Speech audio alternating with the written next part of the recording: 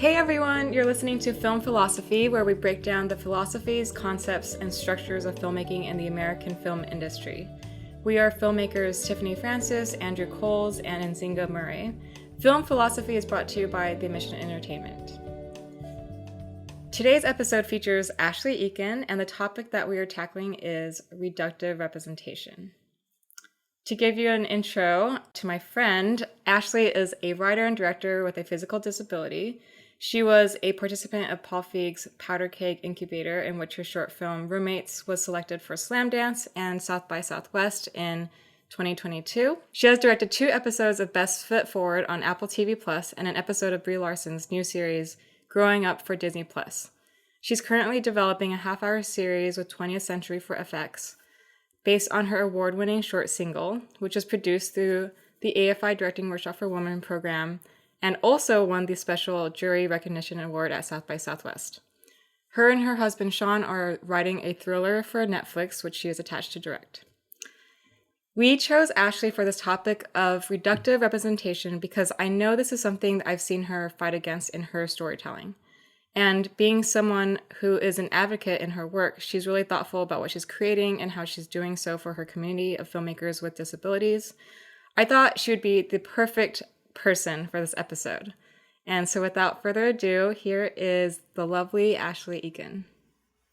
Hi, thanks for having me. I'm excited to be here. Excited to have you. All right, so we're just going to go straight into it. So Ashley, let's talk about reductive representation and what that means, and how would you personally define it? Yeah, I think reductive representation is when a certain group is generalized and kind of reduced to one part of their humanity, and that's what completely defines them.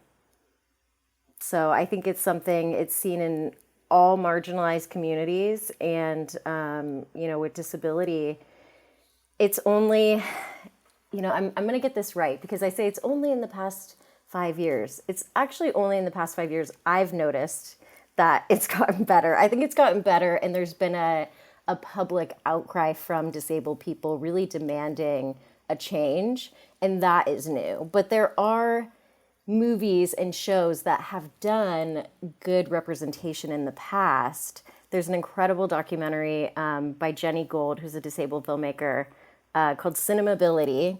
And I watched it and I was like, oh, I didn't know all this disability representation was there in like the 40s.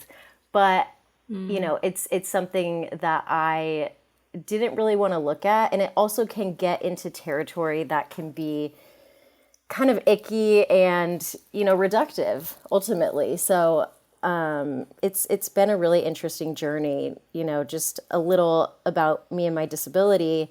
I was born with my disability. It's a rare bone disease. It affects me physically, so like I look different.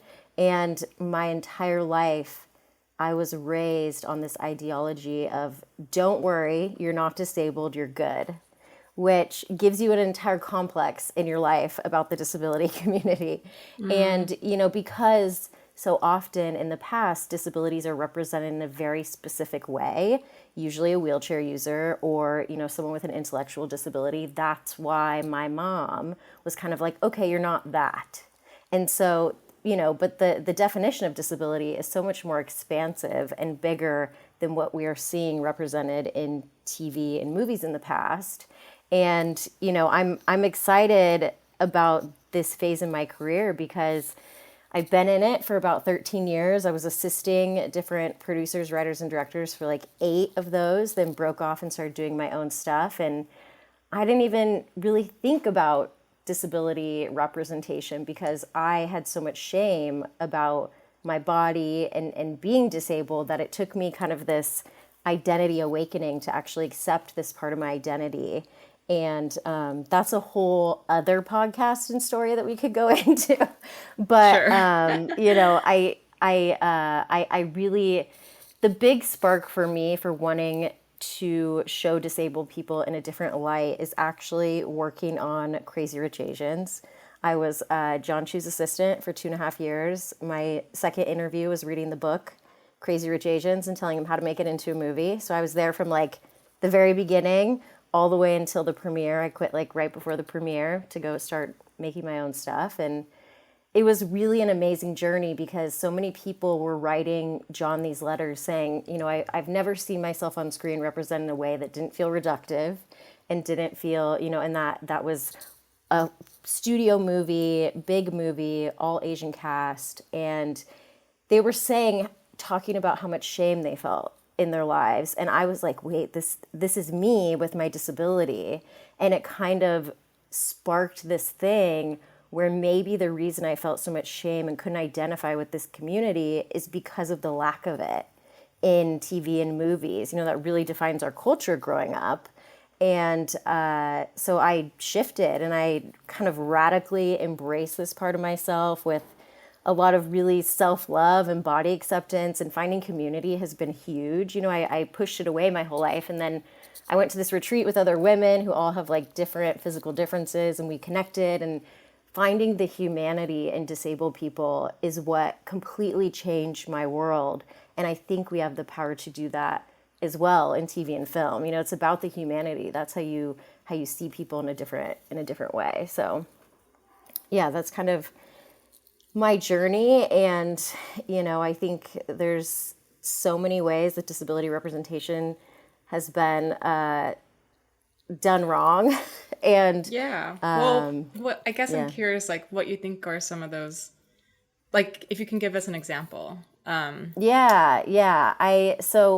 disability, the way disabilities have been portrayed in media has been very specific, it feels. It's always, a lot of the time, it's a villain.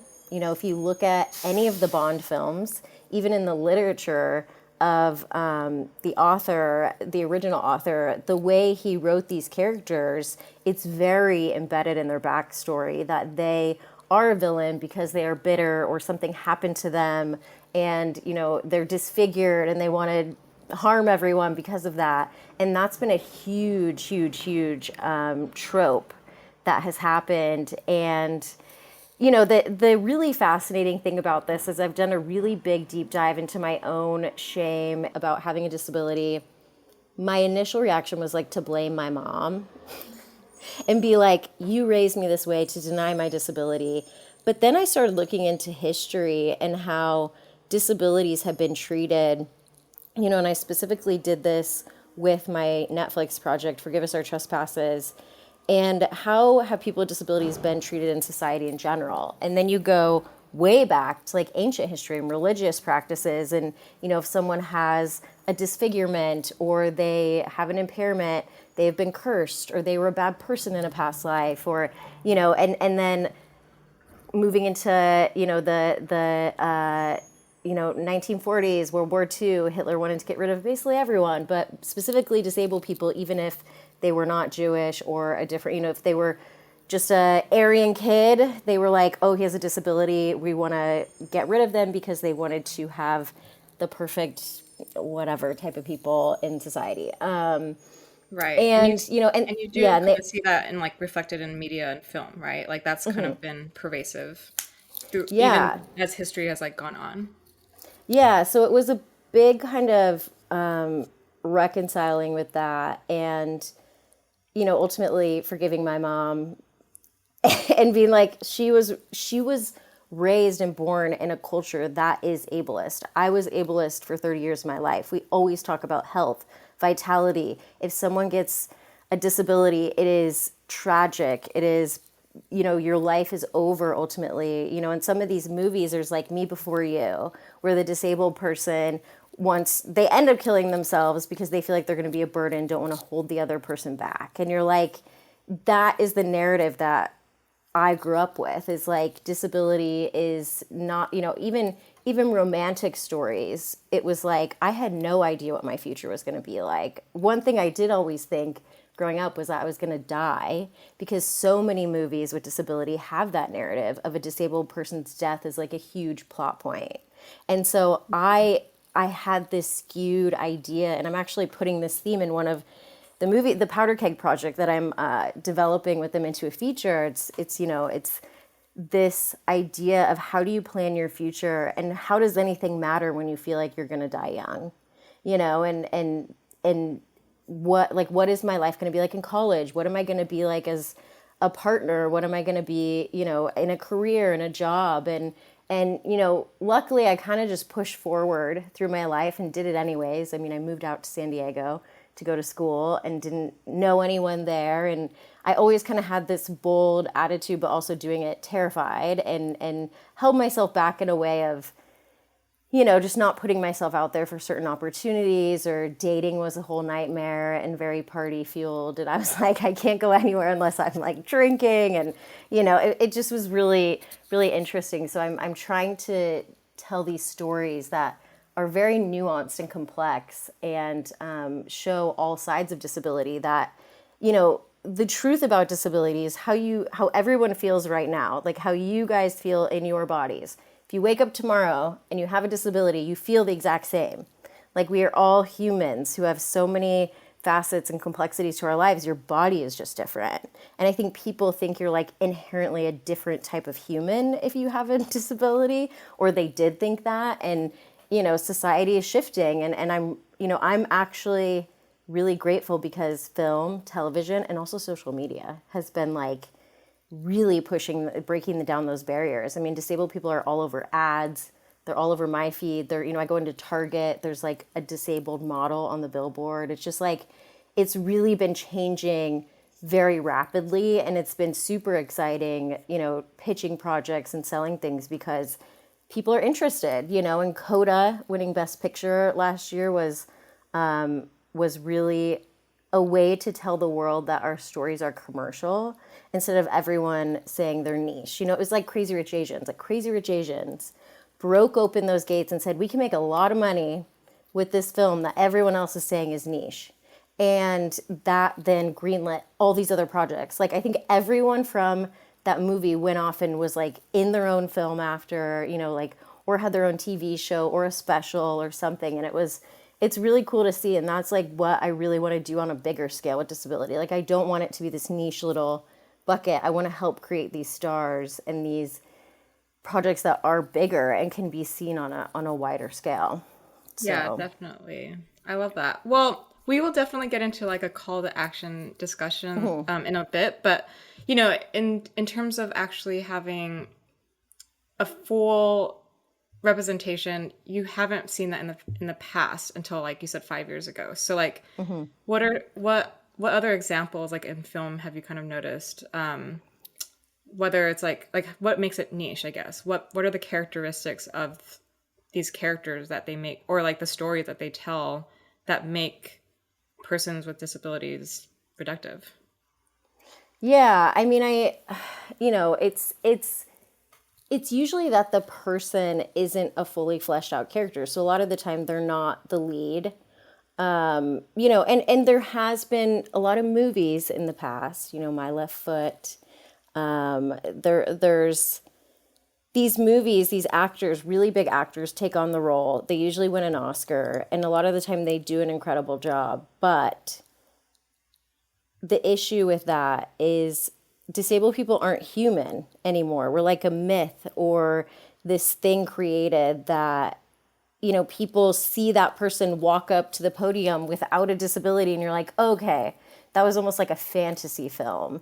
It wasn't someone's real life and this person's real life experience, and I think it's a really complex issue, the authentic casting, because I've done it on all my projects and it's really hard. Like, there are a ton of disabled people who will say, I'm right here, I'm acting and you should cast me. And I'm like, but can you act? Like, I need to see it and I need good actors or else I'm a bad director.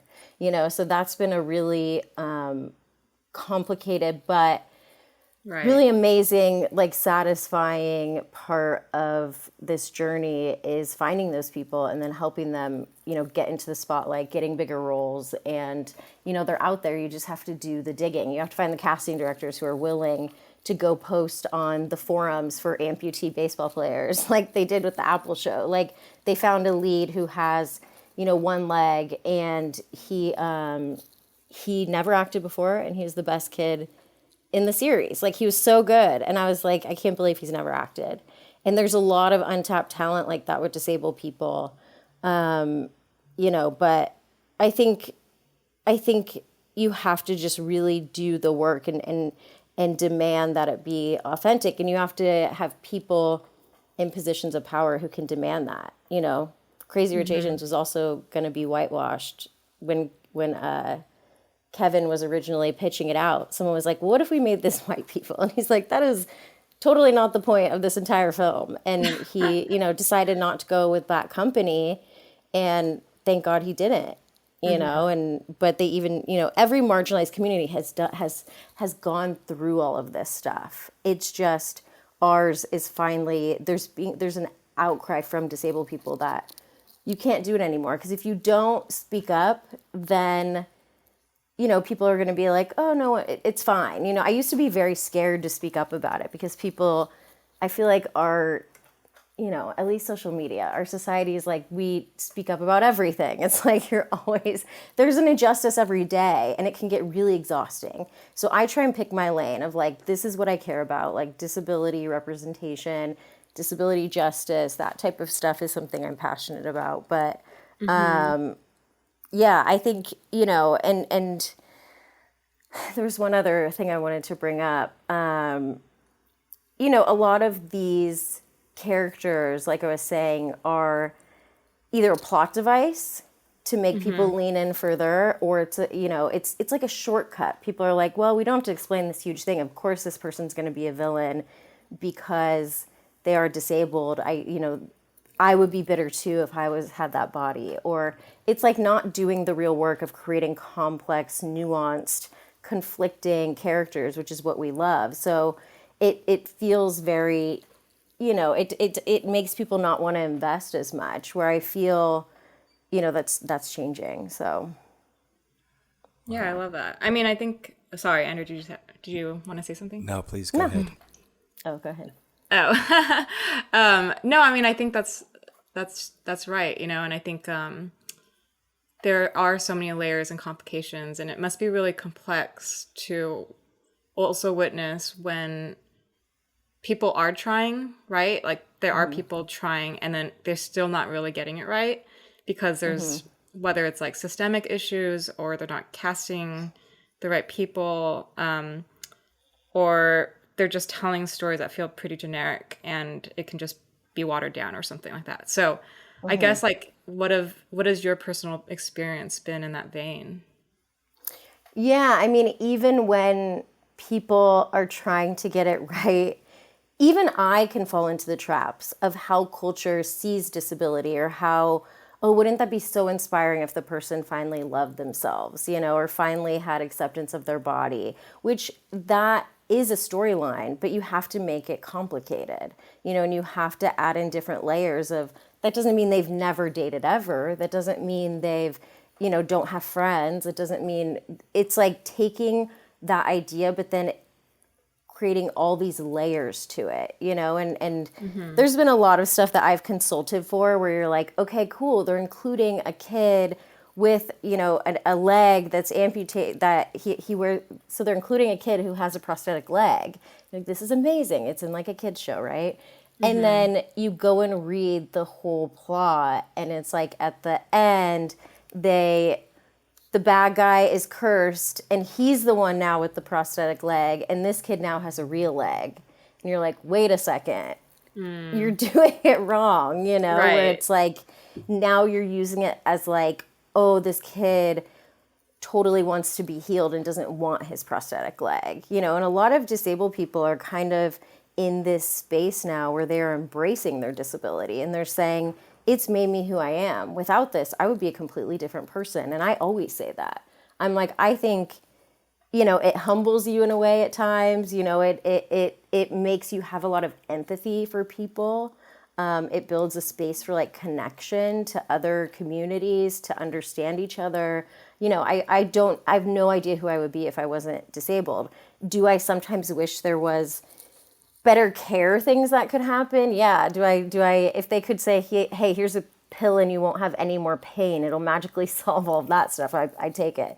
But I think to completely change who I am and my experiences, I would be a different person. I don't even know if I'd be a filmmaker. Sometimes the pain in our lives creates us to want to be artists. And I think that is one of my big pains, is feeling like an outsider, and I'd express it in some way, and storytelling, and being able to feel empathy was one of the huge things that drew me into storytelling and filmmaking. There's one movie that I spoke very publicly about it. I was like in a New York Times article, and I was scared. I was like, oh God, Yeah, I who's remember going to this. come for me?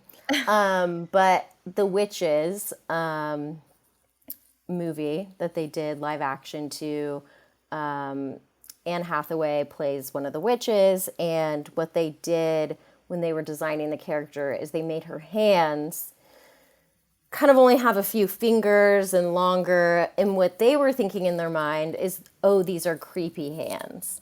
And they look exactly like people who have, it's called syndactyly. And it's a a condition you're born with. And the community was outraged. This is a kid's show. This is meant for kids. You can't make the villain and the bad person be the person with scary hands.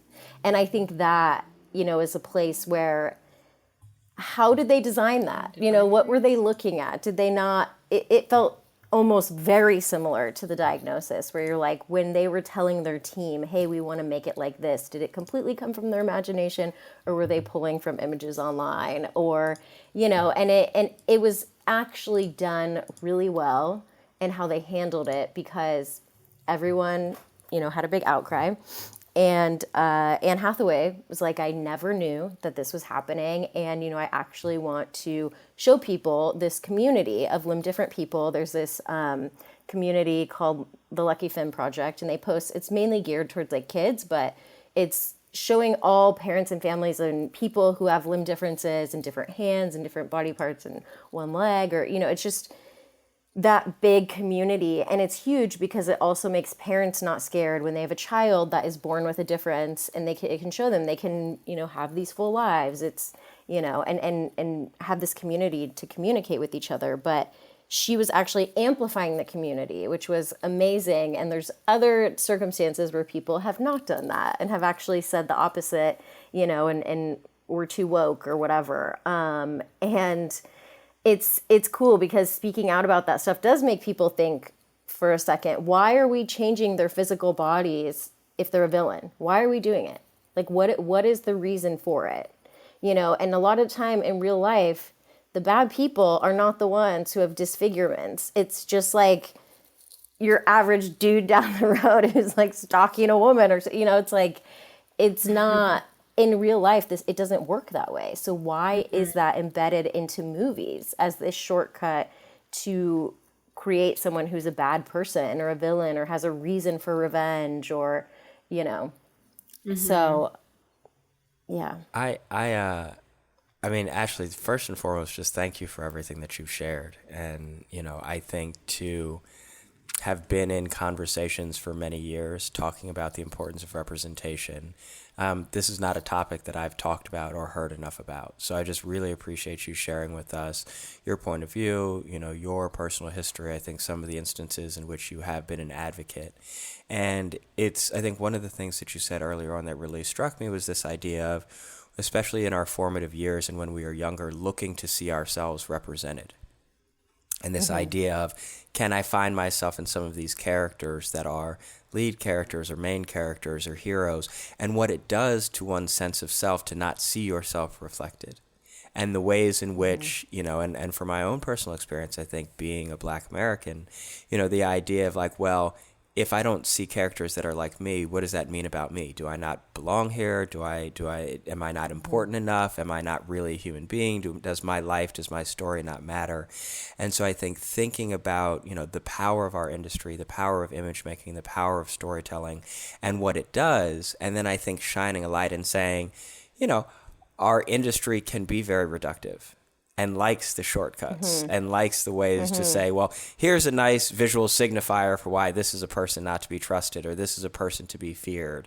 And just thinking about how much power there is, in these images and in these stories that we tell and how important it is, and that this is something that cuts across whatever, your differences or whatever ways in which you are different than the mainstream depictions, but that it's vitally important. And I think it's so important to have empowered people in the conversation, to represent, different groups and to say, have you thought about this? And it's like the ways in which the Witches team could have saved themselves a lot of trouble if they had been more thoughtful and more inclusive in, maybe we should talk to some people. Maybe we should run this through. So I just want to, first and foremost, thank you for everything that you've shared, but also just for being an advocate in this way. And like knowing that sometimes speaking up does feel terrifying. And it's like, well, how will this impact my career? Will people not want to work with me?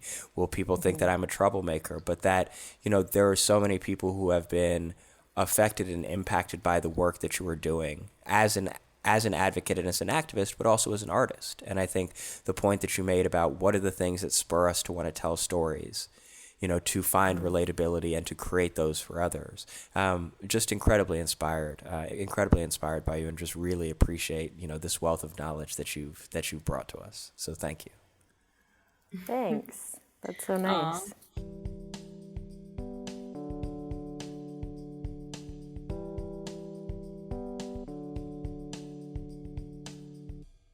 Andrew, that's actually a really good segue to the next section, which I wanted to ask you kind of like the today of things and sort of the big picture of everything as well. Like, you're currently pitching a lot of projects. I know you have one today afternoon, actually. So thank you so much for taking the time today. But I need to shower, get rid of this beanie. Yeah. I don't know if I can show up like this. And like, there's a lot of things to do with like, quote unquote, what the market is ready for and the temperature of our social culture, and all those kind of little things that probably make your ability to tell your story as creatively and openly as you need to be much more complex and maybe difficult. So I'm curious, like what you have to do personally to try to get people to understand what your stories are about, why it has to be complicated, all those things that you have to go through.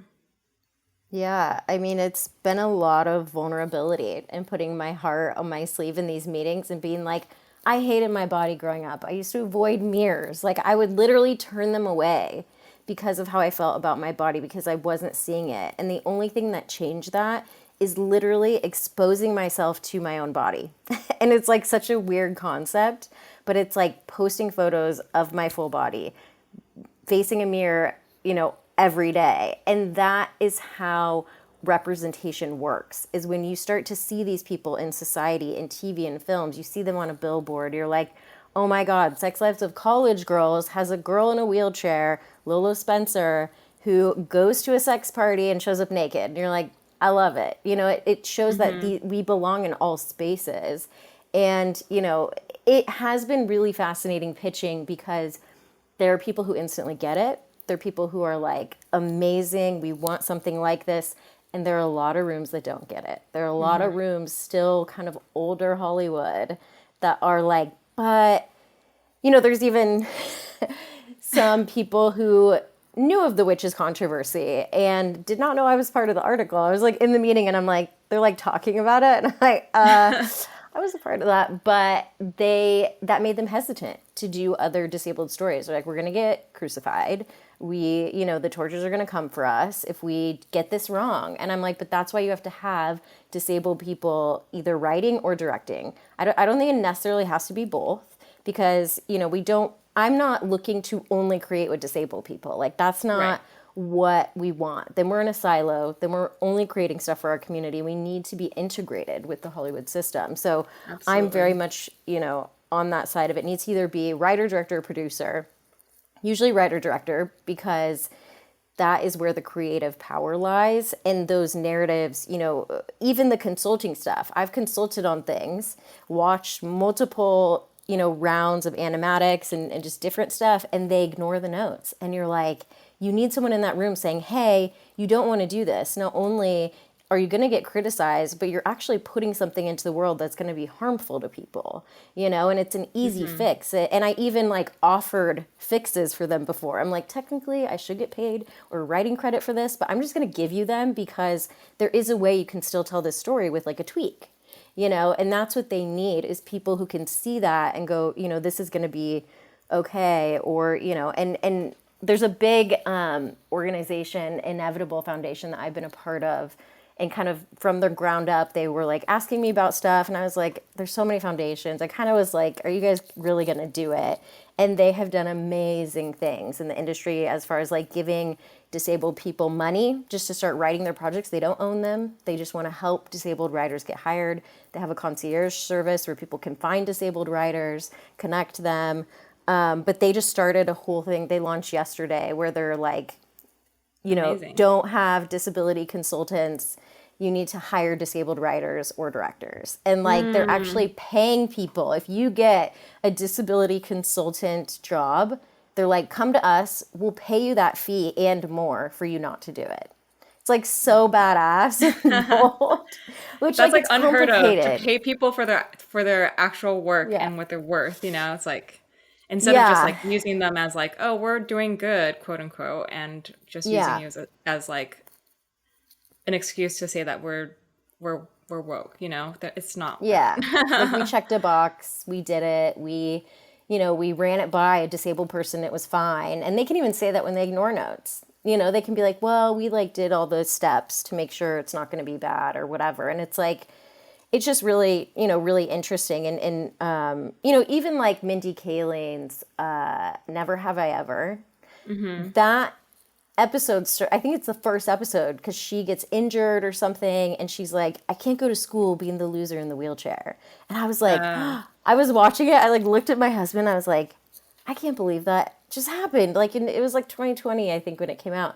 And then Sex Lives of College Girls, she puts in a wheelchair user who's a full-fledged character, fully complex, like dates and, all this stuff. So I'm like, okay, maybe she heard the rumblings, and was like, okay, I'm going to do better going forward. And I think like we're going to mess it up too. I'm going to mess it up. I know that because there's such limited disability representation right now, in a big way, that someone's going to come for me in some capacity and say, you did this wrong. This doesn't represent our community right. And I'm always like, that's why we need so many more filmmakers and writers and, out there doing it. So I'm not the only one, because this is my perspective. Right. Like Single in AFI, I spoke to a class. I think they were high school student, or they were like first year college. And I spoke to a class, this is over Zoom, gratefully, because I'm like, they were angry.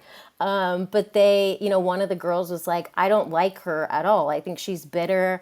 I think she, I am a disabled person. I don't have that attitude that she has. And I'm like, great. And like, you should go make something that has a different type of disabled person, because I'm specifically trying to create disruptive disabled characters that you don't see, and that show that disabled people can be assholes and then also feel depressed, and then they can feel Right. loving and like all the facets of humanity that we all are.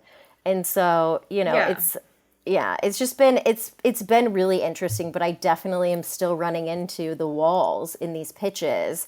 And sometimes we have incredible stories, and the wall is people go, well, who will we cast in this, because now we have to do authentic representation, where before, say 10 years ago, you could just cast Jennifer Lawrence in this role of a disabled person and it would be an incredible movie. But you can't do that anymore, because we need to get people, disabled people, into, it's their only opportunity for these roles, is these, if you're a wheelchair user, your only opportunity is a wheelchair user, so it's like, it's taking the 1 to 10 roles that are out that year of disabled people. So it's definitely, I have to be very vulnerable in these meetings and pitches. And I just kind of like, I'm so used to it now that I think vulnerability is what unlocked my entire life. And sharing my pain and my truth has opened the door for people to listen to me and want to take on some of these projects. I just hope they get made. I'm like, everything's in development. Development means nothing. I'm like, let's make them. Yeah, they better be made soon. Yeah. I have a question in terms of your process and just, the walls I think we can imagine, but are there any pitches that you've had that you've been surprised by how the conversation went, or by, folks' receptiveness, and, had any moments that have surprised you in terms of the willingness, of some of the folks that you're pitching to, be excited and interested in telling more inclusive stories? Yeah, I mean, I went hard on a pitch for a feature, and it's about like a spinal cord injury, and I said, you know, there are a ton of people if people think about spinal cord injuries and being paralyzed, a ton of people say, if that happened to me, I would kill myself. And I said, I want to make a movie that tells people to fuck off. And I like said this in the pitch, and like the president of the company like laughed out loud, and I was like, oh, okay, this is working. Like I didn't know how it was gonna go. And it was just I was so bold in it, and then was talking about how this movie is like, you still have a life after disability. It can be funny, it can be fun. It's like an R-rated comedy. So it was in that space anyways, but the receptiveness there was just like really amazing, because everyone was like, this is what we needed. You know, this is like the type of person we need who can say that. You know, so many people tiptoe around disability, like they're scared of it, or they're like, ugh, it makes them uncomfortable. It used to make me uncomfortable. Like I physically could not be in the same space as another disabled person, even though I am disabled. Like it's this hilarious situation where I was just like, oh, this is a reflection of me that I don't want to see, you know, and like it was really strange, but I know what that feels like. I keep that very close to me, that feeling, because I'm like, I'm totally different now. Or like I'm friends with so many disabled people. I am in community. It's like, it just feels, you know, people will say, oh, it feels like the disability goes away once you know someone. And like my husband will say that. He's like, I kind of forget that like you have a disability, but that it really does happen once you humanize a person and you get to know who they are, and it happens in a bunch of other spaces too, you know, and I don't think about what Tiffany looks like when we hang out. You know, I'm just thinking about who she is as a person. And I think that's kind of what happens to people.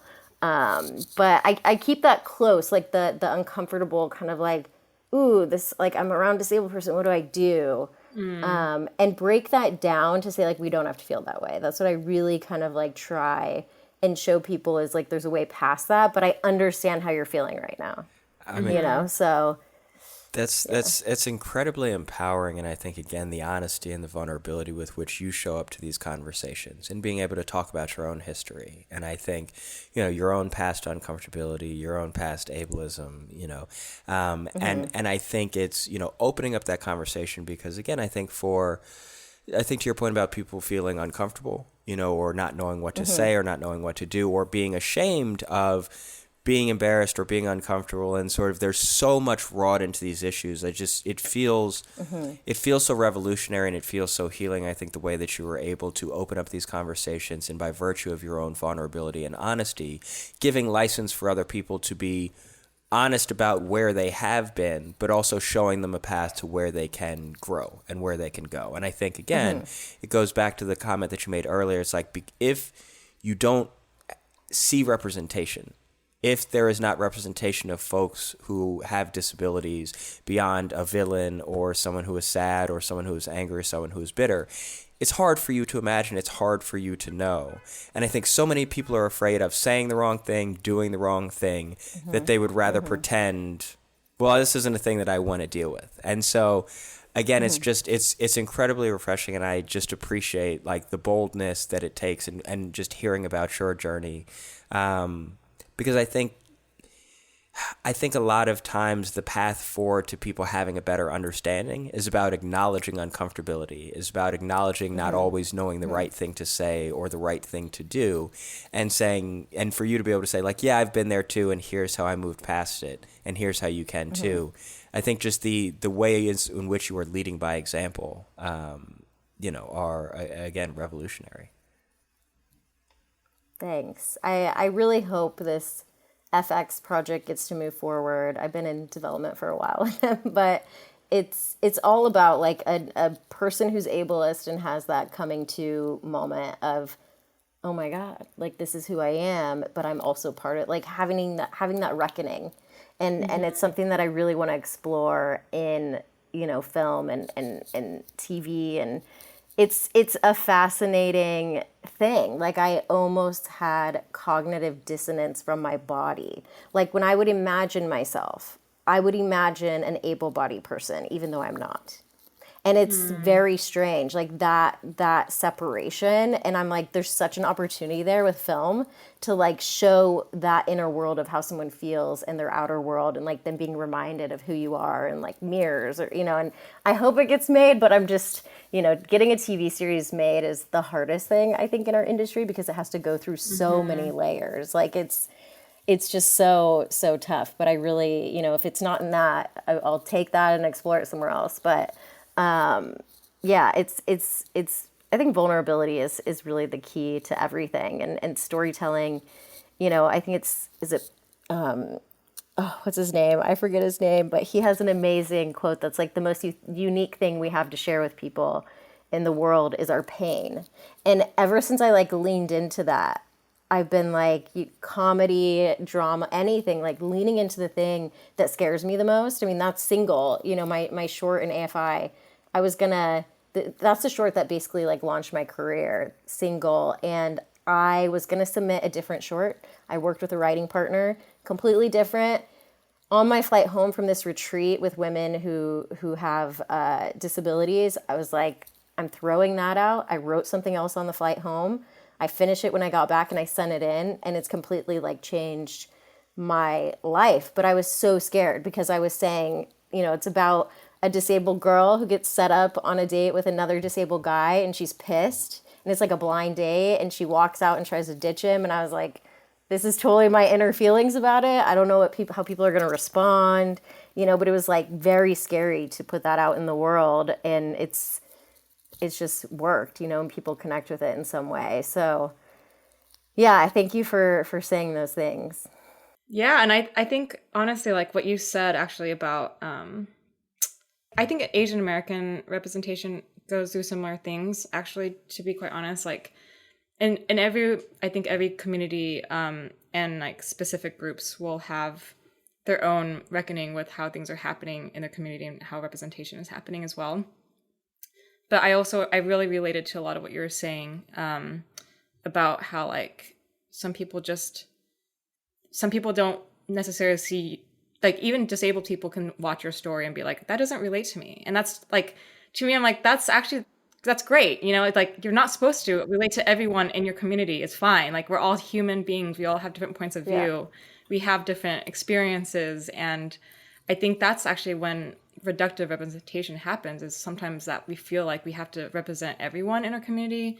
Like, yes. The more specific that we actually are, I think that's the more authentic we actually are. And people are afraid of that like things don't necessarily resonate with themselves, and like I think that's the hardest part about pitching sometimes, is people don't realize that there's so many different experiences, and we don't have to say, like, that's when things get reductive to me, is people think that we need to appeal to everyone, and then everything gets watered down, which is part of the problem.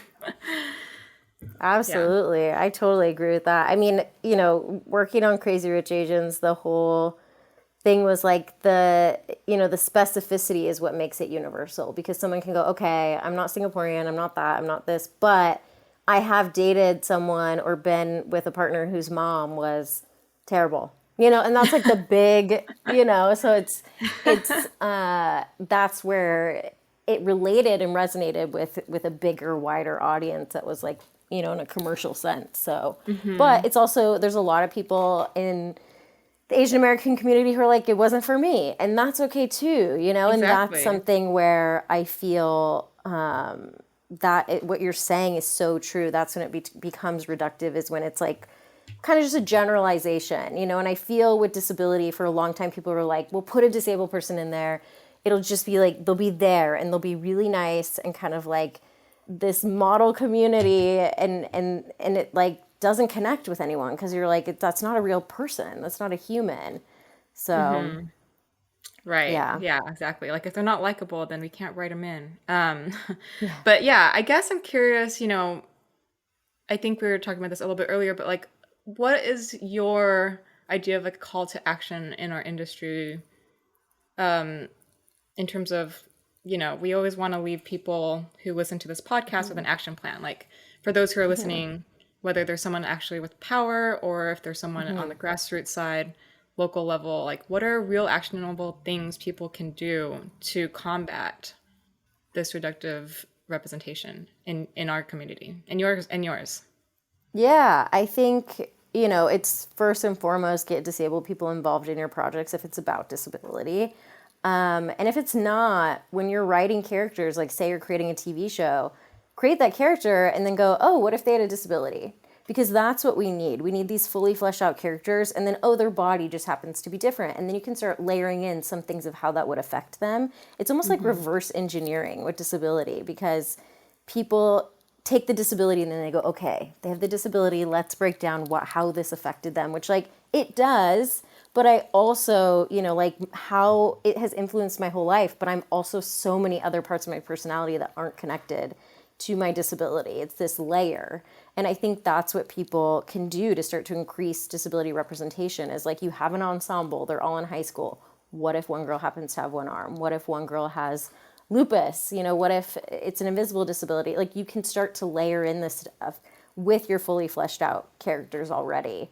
And I think it's also, for people with power, is greenlighting projects, not being scared of risk. The best things in our industry happen by those badass producers or studio execs who are just greenlighting stuff because they're like, I believe in the story.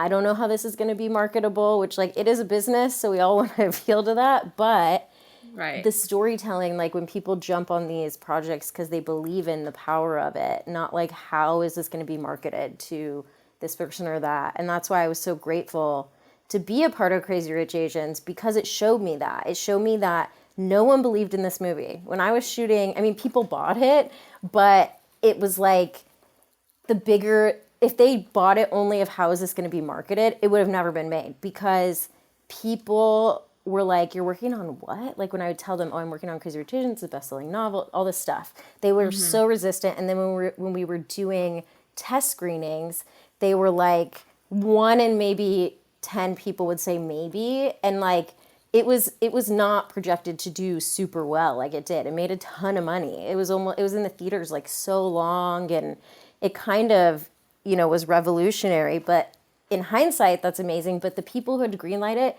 did not have that security that it would do well. And they were planning on putting it in theaters. And I mean, it also takes a really badass filmmaker to make that decision, because I was literally there when they were deciding if they were going to go with Warner Brothers or Netflix. And this was before a pandemic where theaters were still alive in some capacity, but not, it's totally different arena now with COVID and whatever. But this was 2016, and Netflix was going to offer each person involved $3 million more to do the project with Netflix. And John was like, I could redo my backyard. He was like, I could do a lot of things with this money.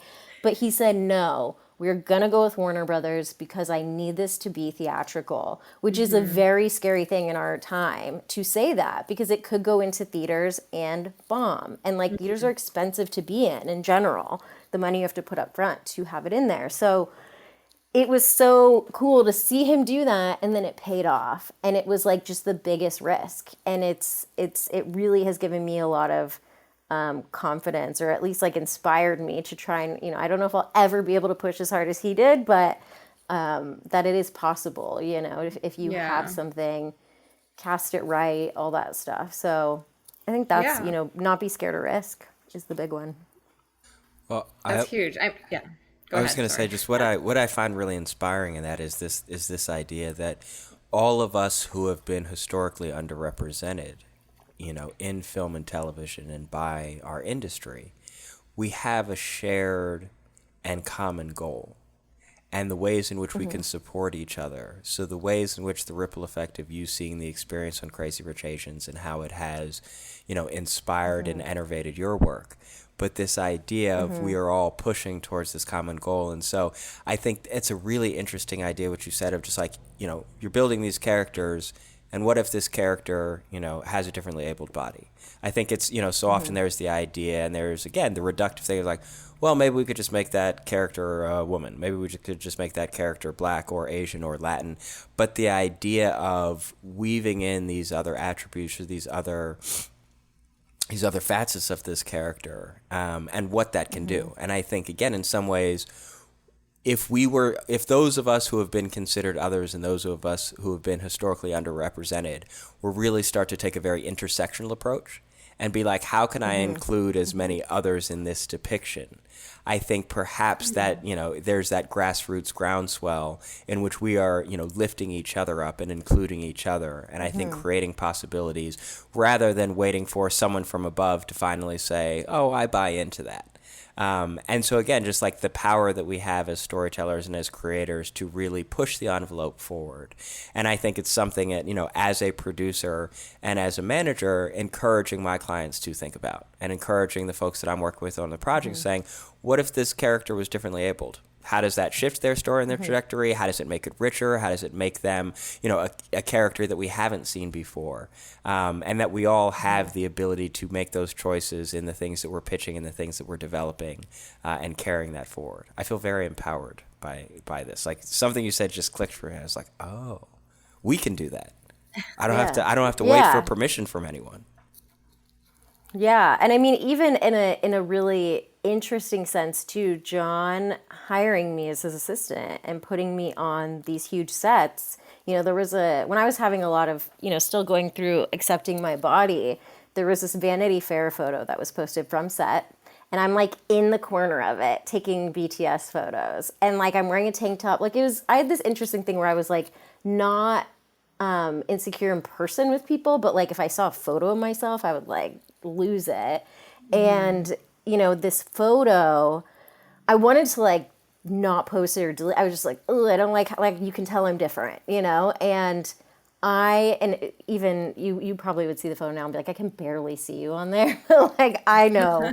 And it was actually, it like shifted for me where I'm like, this is an amazing moment of representation I was the only disabled person on that set, and that has given me the confidence when I'm shooting my own stuff to, be that disabled person on set. I know what a set feels like. John used to take me into all his meetings, which was huge. I would be in like pitches, I would be going, anywhere he went, I went with him. And that helped me when I'm, with my career of being in these rooms with higher up people and knowing how they run, and, and then it transformed into me wanting more representation for my community on screen. Like, it really was this ripple effect where I think it is, we all need to support each other in these marginalized communities. And, Gold House does do that. They will be like, hey, here's a film from the Black community. We're all going to go buy out the theaters to see it, and I love that happens, that kind of intersectional support. So, yeah, I mean, I'm trying to find it within disability representation too. Disabled people are often represented as the white male. It's a white male in a wheelchair, and so trying to include different intersectional representations in the projects that I do is important to me too. So, yeah. Yeah, I love that. Ashley, you gave us so much amazing things to think about, and we can continue to talk for maybe 4 more hours if you wanted to. But reality is that you have to go pitch later, so we're going to wrap this up. But I did want to ask, this podcast is called Film Philosophy. Did you have any last minute inspiring thoughts or philosophical musings on this topic that we've talked about today? I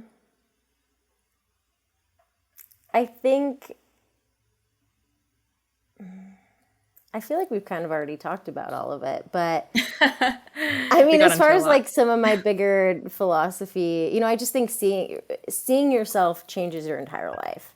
And there was this whole disaster that happened 2 days ago where this woman, I'm not going to name her, she's a very alt-right person, spoke out about, a woman in an ad as a wheelchair user for Skims, like the underwear brand, which it was specifically targeted about adaptive line that they're doing. But I also think people need to be seen even in the non-adaptive lines. And this woman just didn't understand how representation can change a person's life, and you spoke to it early, Andrew, where like it makes you feel as if you belong in this world or not. And it is really important. I don't know how she doesn't connect with that, but it does change people's lives. I always felt like I was going to die. I didn't see myself in any capacity in a nuanced representation. And I think that finally starting to see representation that does resonate with me. Ryan O'Connell's special was that his Netflix project was the first time I ever heard someone say internalized ableism. And I was like, oh my God, that's what I grew up with my whole life. This shame I felt has a name. And it completely deconstructed everything for me where I could understand it and move forward and be vulnerable and talk about it. I just used to think I was a bad person. I would tell Sean, even when I met him, I'm like, I'm a bad person because I don't want to hang out with disabled people and I'm disabled.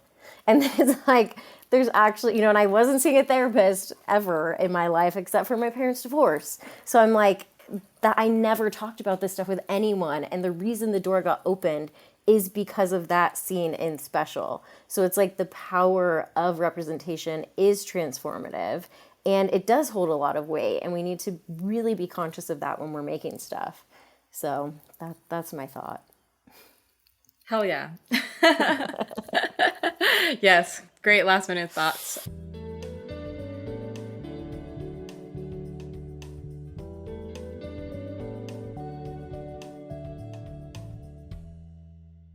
Thank you so much, Ashley. Really appreciate you. You're amazing.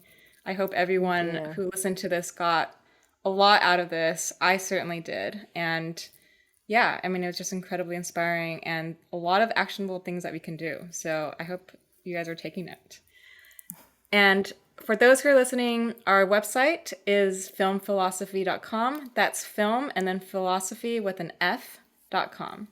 We also have educational resources on there, our contact info for anyone who wants to ask questions and follow up with anything that you're thinking about as you're listening to this. Feel free to email us at filmphilosophy.tme@gmail.com.